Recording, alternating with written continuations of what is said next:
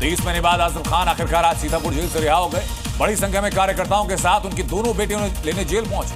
आजम खान से मीडिया ने काफी सवाल पूछे, लेकिन उस समय किसी भी सवाल का जवाब आजम खान ने नहीं दिया।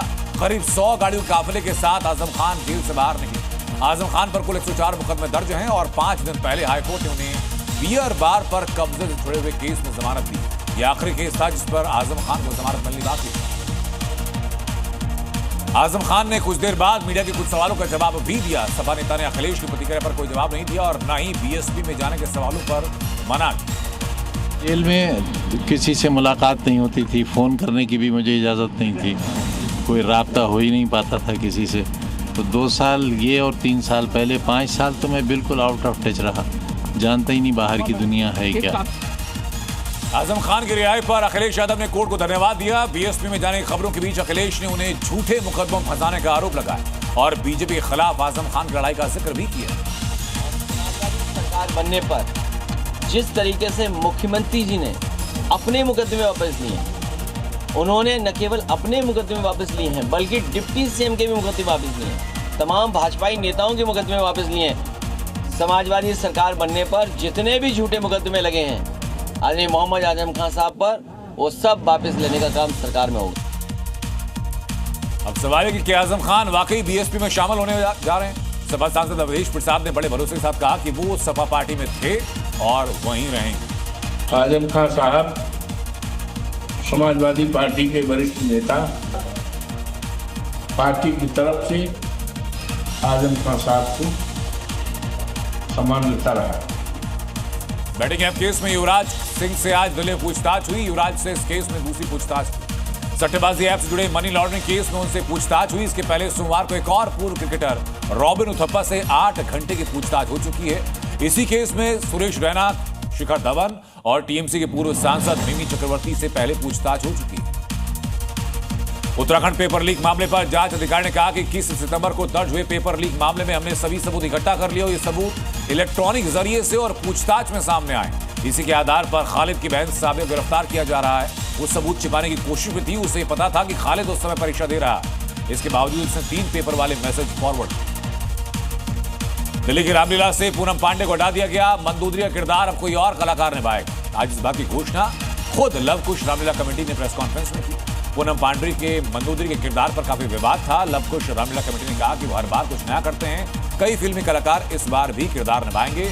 सांसद और एक्टर मनोज तिवारी भगवान परशुराम की भूमिका में होंगे। धर्मांतरण गिरोह से निपटने के लिए हिंदू संगठनों ने यूपी में ऑपरेशन कलावा की शुरुआत की, जिसके तहत लोगों को कलावा बांधकर सनातन फौज से जोड़ा जा रहा है।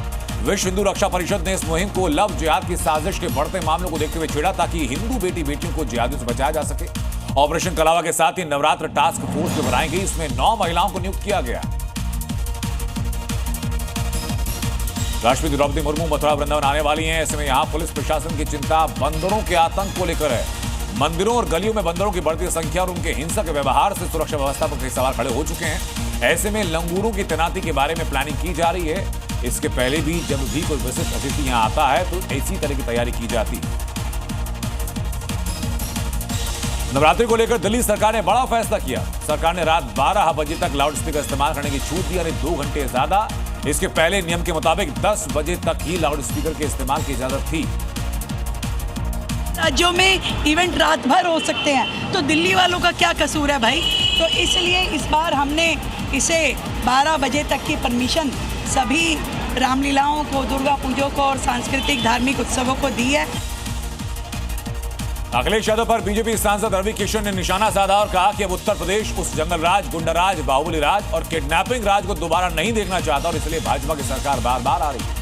साथ ही रवि किशन ने 2027 चुनाव को लेकर दावा किया कि 2027 में भी हम लोग 300 पार होंगे। किरीट सोमैया आज गोवंडी के दुर्गा पंडाल में पहुंचे, जहां कल मूर्ति खंडित हुई। सोमैया ने आरोप लगाया कि देवेंद्र फडणवीस की सरकार होने के बावजूद मैं कहूंगा कि पुलिस दबाव में काम कर रही है। पुलिस बांग्लादेशियों के खिलाफ कार्रवाई नहीं कर रही। यहां पर डेमोग्राफी की बदलाव करने की कोशिश, यहां पर पहले भी 3 बार इस तरह घटनाएं हो चुकी हैं। सोमैया ने दावा तो यह भी किया कि उन्हें भी पुलिस ने रोका। इसी बीच पुलिस ने मामले में 10 लोगों को गिरफ्तार करने की बात भी कही। आई लव मोहम्मद जुलूस को लेकर उत्तराखंड के काशीपुर में हंगामा हुआ। इसके बाद अब बड़ा एक्शन हो रहा है। इस मामले में पुलिस ने अब तक 7 उपद्रवियों को गिरफ्तार किया, जिसमें बिना इजाजत जुलूस निकालने वाला मास्टरमाइंड नदीम अख्तर भी शामिल है। पुलिस ने उपद्रवियों के मकान, दुकान पर बुलडोजर एक्शन भी किया। प्रशासन ने उपद्रव की शुरुआत वाली जगह पर बुलडोजर चला करके पहले अतिक्रमण को हटाया। कोलकाता में पूरी रात हुई बरसात से शहर में जगह जगह पानी भर गया। 5 घंटों में 300 मिलीमीटर से ज्यादा बारिश हुई। स्कूल कॉलेज बंद करने पड़े। कई अस्पतालों के कैंपस में पानी भरने से मरीजों को आने जाने में भारी परेशानी हुई। मेट्रो और दूसरी यात्री ट्रेनों की सर्विस में परेशानी आई। सड़कों पर कई जगह कारें और दोपहिया वाहन बंद हो गई। कुछ जगहों पर दुर्गा पूजा पंडालों को भी नुकसान पहुंचने की खबर है। पश्चिम बंगाल के मिदनापुर में भारी बारिश से सब कुछ अस्त व्यस्त हुआ। शहर के कई इलाके आज पानी में डूबे हुए दिखाई पड़े। कई जगहों पर घुटनों तक पानी भरा। कई घरों के अंदर पानी घुसा। ये हालात शहर के कई हिस्सों में है। कई स्कूल भी इसी वजह से जरूरी सेवाओं के साथ जिनको बंद करना। हैदराबाद में बारिश से सड़कों पर सैलाब का कब्जा दिखाई पड़ा। भारी बारिश के बाद पानी ही पानी नजर आया। बारिश से हालात इतने खराब हुए कि लोगों के घरों के बाहर पानी का सैलाब दिखाई पड़ा। सड़कों पर खड़ी गाड़ियां जलमग्न हो गई। बारिश के बाद कई इलाकों में जलभराव देखा गया। सितंबर का महीना खत्म होने को है, लेकिन देश के कई हिस्से ऐसे हैं जहां अभी भी बारिश का दौर जारी है। उसी की चपेट में महाराष्ट्र का सोलापुर भी आया। सोलापुर में भारी बारिश ने लोगों की परेशानी को फिर बढ़ाया। स्कूलों में छुट्टी करनी पड़ी।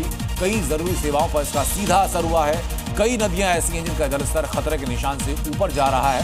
उधर वैसे ही हालात गुजरात के कई जिलों में भी हैं। टांग के कई इलाके ऐसे हैं जहां बाढ़ जैसे हालात बन चुके हैं।